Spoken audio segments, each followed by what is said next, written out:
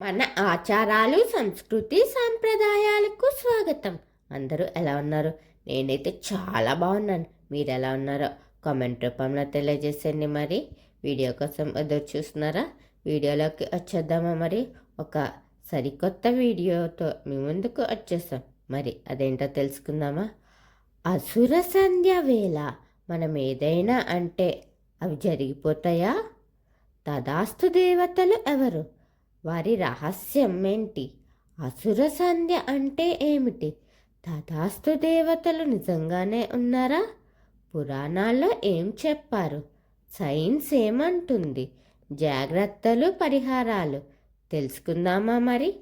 అసుర సంధ్య వేళ తథాస్తు దేవతలు అన్నవి భయం కలిగించేలా కాకుండా సరైన అర్థంతో తెలుసుకుంటే మంచి జీవన మార్గం చూపుతాయి.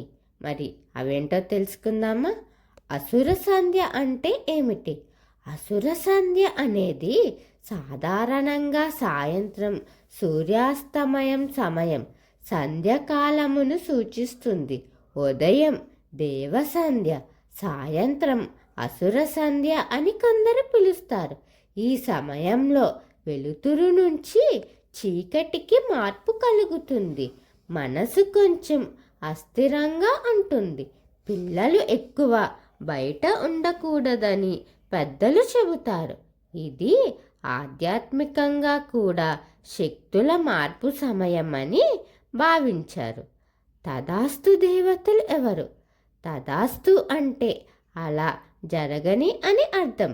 పురాణాలలో కొన్ని సందర్భాల్లో ఇలా చెప్పబడింది. మనం మాట్లాడిన మాటలు, ఆలోచనలు ఈ సమయంలో త్వరగా ఫలిస్తాయి. ఆ మాటలను అంగీకరించే శక్తులను తదాస్తు దేవతలు అని భావించారు. కానీ గమనించాలి, ఇవి స్పష్టంగా ఒక ప్రత్యేక దేవతలుగా ఎక్కడా వివరంగా చెప్పలేదు. ఇది ఒక సాంకేతికంగా, సింబాలికంగా భావన మాత్రమే. పురాణాల్లో ఏమి చెప్పారు? పురాణాల ప్రకారం సంధ్యా సమయం చాలా పవిత్రమైనది. ఈ సమయంలో దీపం పెట్టడం, ప్రార్థన చేయడం మంచిదని చెప్పారు. చెడు మాటలు, తగాదాలు, నెగిటివ్ ఆలోచనలు దూరంగా ఉంచమని సూచించారు. అంటే ఇది భయం పెట్టడానికి కాదు, మంచి అలవాట్లను పెంచడానికి ఇచ్చిన ఉపదేశం. సైన్స్ ఏమంటుంది? సైన్స్ ప్రకారం సాయంత్రం సమయంలో మన శరీరంలో హార్మోన్ల మార్పులు జరుగుతాయి. మనసు కొంచెం సున్నితంగా ఉంటుంది. నెగిటివ్ ఆలోచనలు వస్తే అవి ఎక్కువగా ప్రభావితం చేస్తాయి. అందుకే ఈ సమయంలో ప్రశాంతంగా ఉండాలి. మంచి ఆలోచనలు మాత్రమే చేయాలి. తదాస్తు దేవతలు అన్నది సైన్స్లో లేదు, కానీ మన ఆలోచనల ప్రభావం వల్ల నిజమే. జాగ్రత్తలు ఏమి తీసుకోవాలంటే ఈ సమయంలో ఇలా చేయడం చాలా మంచిది. చెడు మాటలు మాట్లాడకండి. కోపం, తగాదాలు వద్దు. పిల్లలను ఒంటరిగా బయటకు పంపకండి. ఈ సమయంలో ఇంట్లో దీపం పెట్టండి. చిన్న ప్రార్థన చేయండి. మంచి ఆలోచనలు చేయాలి. కుటుంబంతో కలిసి సుఖ సంతోషాలతో ఉండండి.